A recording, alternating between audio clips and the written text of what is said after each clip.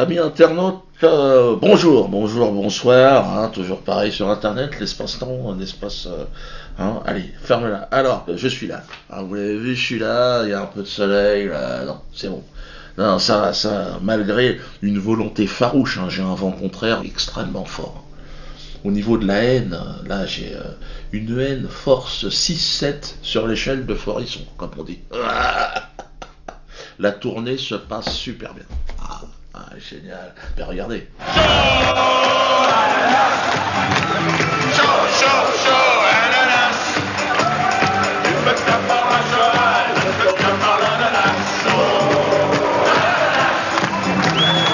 Les gens veulent du chant, les gens veulent de la chanson.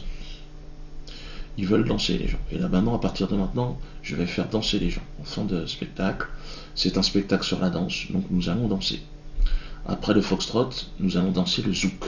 Je propose un zouk, une version un petit peu, je vous laisse la surprise. Sauf à Nice. Alors à Nice, problème électrique. Il y aurait une souris qui a rongé des câbles, un problème de masse, mais bon. Alors j'ai la coproductrice qui gueule, là, qui essaye de m'appeler d'ailleurs, et elle gueule parce qu'elle dit qu'il y aurait eu des pressions du maire. Estrosi s'appelle. Mais quand on appelle le bureau du maire, non. Il dit non, pourquoi? Non, j'aime bien les donner. Bon, tout le public niçois, rendez-vous à Toulon. Hein, c'est la veille ou le lendemain, je sais plus quoi. Donc tout le monde, rendez-vous on va leur glisser une quenelle de 174. Hein, rendez-vous tous à Toulon. Il y a de la place. Hein. Donc vous êtes obligé de vous faire rembourser vos billets et d'en reprendre d'autres. Je suis désolé, mais c'est comme ça. Alors, vous avez entendu aussi parler que j'aurais, soi-disant, un cerveau malade. Vous invitez en plateau des gens qu'on n'entend pas ailleurs, mais vous invitez aussi des gens qu'on n'entend pas ailleurs et qu'on n'a pas forcément, que les autres médias n'ont pas forcément envie d'entendre. Je me demandais, en passant sur France 2, est-ce que vous continuerez d'inviter Tariq Ramadan, Dieudonné, Alain Soral, Marc-Édouard Nab, c'est-à-dire des gens que vous êtes les seuls à honorer à la télévision. Et on a une responsabilité quand on anime une émission de débat public, on a une responsabilité, par exemple, de ne pas propager les thèses complotistes, de ne pas donner la parole à des cerveaux malades, parce que dans les gens que j'ai cités, je pense qu'il y a des cerveaux malades. Il a fait une liste quand même. Patrick Cohen, c'est un mec très important. Hein. Bon, au départ, il est représentant en chambre à gaz. Hein, maintenant, c'est accessoire partout en Europe, discrétion assurée. On a l'impression que là, qu'il y a des gens qui viennent dans mon émission pour dire que les chambres à gaz n'ont pas existé. Ça n'est jamais arrivé. Je dis qu'il y a des complotistes. Vous savez ce que c'est, les complotistes, les conspirationnistes. Et que le complotisme, ça finit généralement. Vous avez l'habitude de ce genre de débat. Mais là, il a un peu quitté sa fonction première et il veut la peau de Tadei. Il s'est fixé une mission de faire virer Tadei de service public parce qu'il lui reproche d'inviter des non-juifs sans autorisation. Donc là, lui il a dit non. Hein. Tadei a dit merde, j'avais un tampon de la Poste. Il dit non, ça suffit pas la Poste. Qu'est-ce qu'on a à foutre de la Poste? C'était où toi? Chacun le droit de penser ce qu'on veut, Patrick. Non. C'est un sans-poilu qu'on appelle. C'est en ligne directe avec Ratatouille. Et c'est Ratatouille premier. Et l'autre bouffeur de camembert, bouffeur de clacos, là, il a envie, il a dit qu'il fallait m'éliminer que j'étais un personnage extrêmement marginal. Et qu'il fallait pas m'inviter. Ah, il est scandalisé.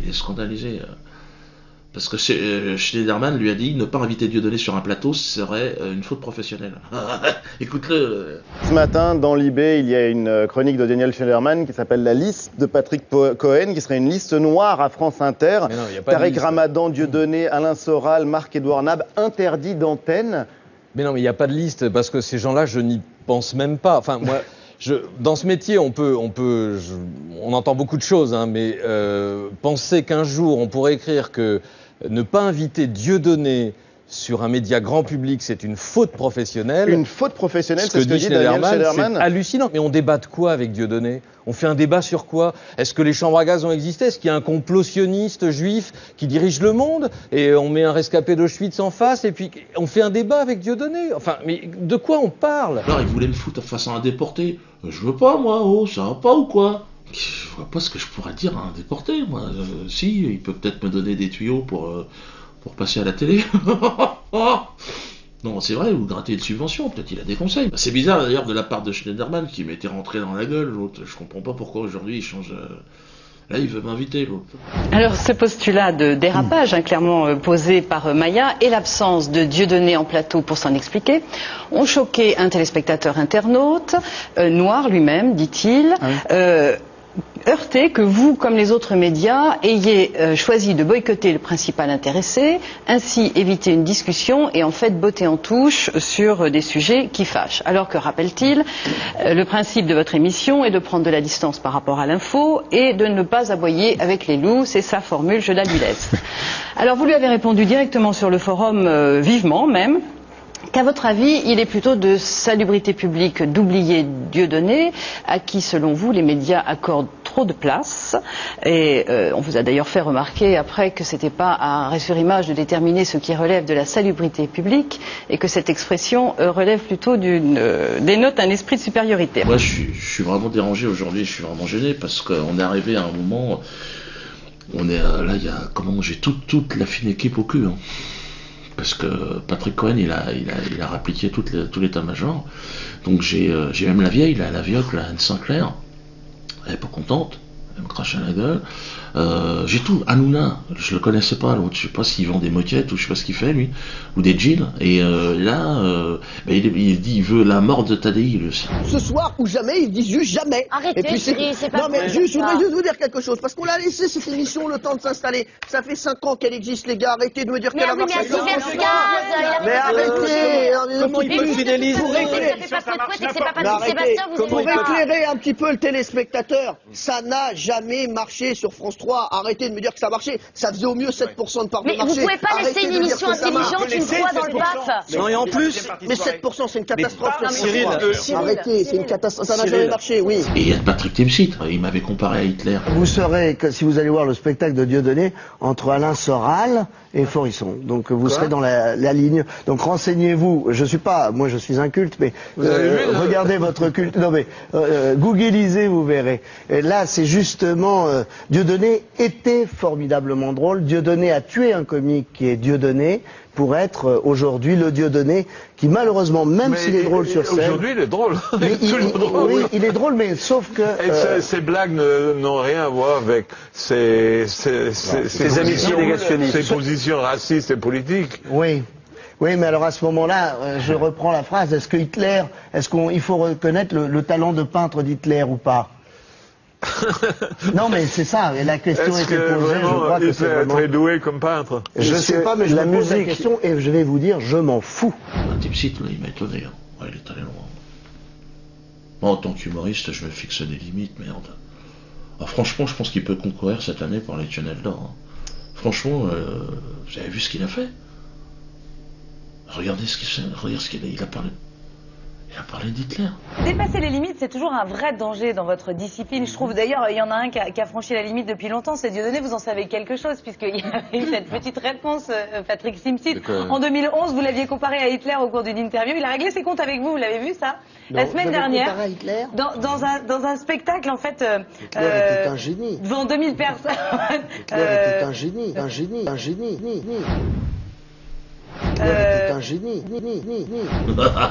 Et personne ne rigole. Et les gens sont choqués. Pour moi, Patrick Timsit, c'était Fifou. Tu sais, c'est l'humoriste ringard, très laborieux, tu vois. Te fous pas de ma gueule! Toi, te fous pas de ma gueule! Ça fait 5 ans que tu te prends pour un con! Tes blagues, c'est de la merde, moins que de la merde! Dis-moi le contraire! Oh, c'est pas vrai, je suis marrant. Mais là, Fifou, il m'a étonné. Hein. Ah, il m'a étonné. Là, Fifou, pour moi, on n'est pas loin de la quenelle. Hein. Ah, il m'a fait peur. Il m'a fait peur pour sa carrière, il m'a fait peur pour sa famille. Hein. Je me suis dit, où tu vas, où tu te lances? Pourtant, quand tu vois, dans l'humour, j'étais réputé pour avoir quelqu'un qui était quand même un peu... Ben là, depuis que j'ai entendu Fifou... Hitler a du génie, écoutez. Hitler était un génie. Hitler a du génie. À la télévision. J'étais sûr qu'il allait plus avoir de boulot, le mec, qu'il allait être censuré un peu partout. Non, il est partout. Je pensais qu'il allait être arrêté. Je m'attendais à voir même le GIGN arriver, sur scène, sur le plateau. Je me dis, mais qu'est-ce qu'il fout? Et puis non, il travaille, il bosse parce qu'il a un génie quelque part. Et depuis, je me suis dit, mais si Patrick nous dit, Hitler a du génie, pourquoi? Je me suis intéressé à la politique du national-socialisme. J'ai regardé, je me suis dit, je vais regarder. Hitler était un génie. Un génie, un génie. Hitler était un génie. On est en période de crise, plus personne n'a à bouffer, c'est la merde, on est au bord de la 3e guerre mondiale. Donc je me suis dit, peut-être, et c'est vrai qu'il y a des... Et c'est vrai, Patrick a raison, t'as un doute. Mais moi, j'irai pas jusque-là. Défendre Hitler, comme il l'a fait. Fifou, là...